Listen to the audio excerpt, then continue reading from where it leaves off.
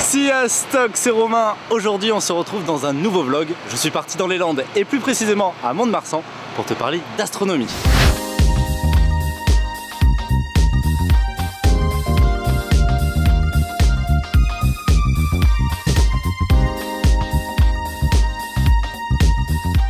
Me voici à l'Astro-Club du Marsan qui depuis plus de 15 ans transmet sa passion de l'astronomie au plus grand nombre par le biais de conférences et d'animations. Grâce aux appels à projets, l'Astro-Club a notamment réalisé une exposition retraçant l'évolution des instruments d'astronomie.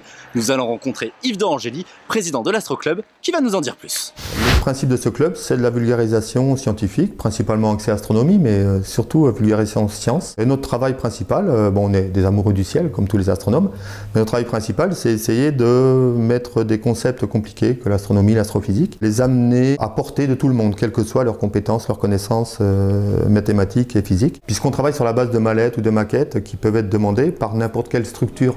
Donc l'intérêt, c'est vraiment de travailler, mutualiser les besoins.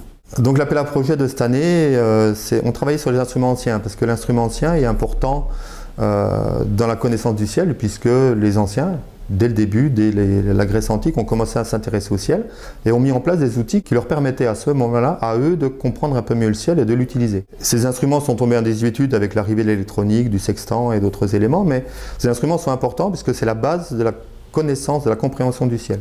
Donc il était intéressant pour nous de mettre en avant ces instruments, leur technique de construction, leur utilisation pour que quelqu'un qui n'a pas forcément de compétences spécifiques puisse comprendre comment le ciel fonctionne, comment il travaille, pourquoi telle étoile se lève à tel endroit, pourquoi elle se couche à tel autre. Et notre démarche, c'est ça. Il faut vraiment mettre la science à portée de tout le monde, parce que tout le monde, toutes les populations, tout le public a potentiellement des capacités pour comprendre toutes les sciences, quelles qu'elles soient.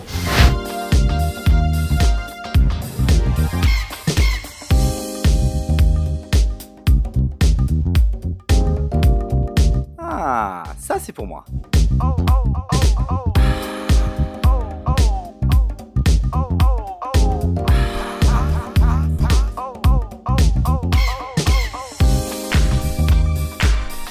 Et voilà, cette vidéo est maintenant terminée. Merci à toutes et à tous de l'avoir regardée et je vous dis à très bientôt pour un nouveau vlog. Allez, salut!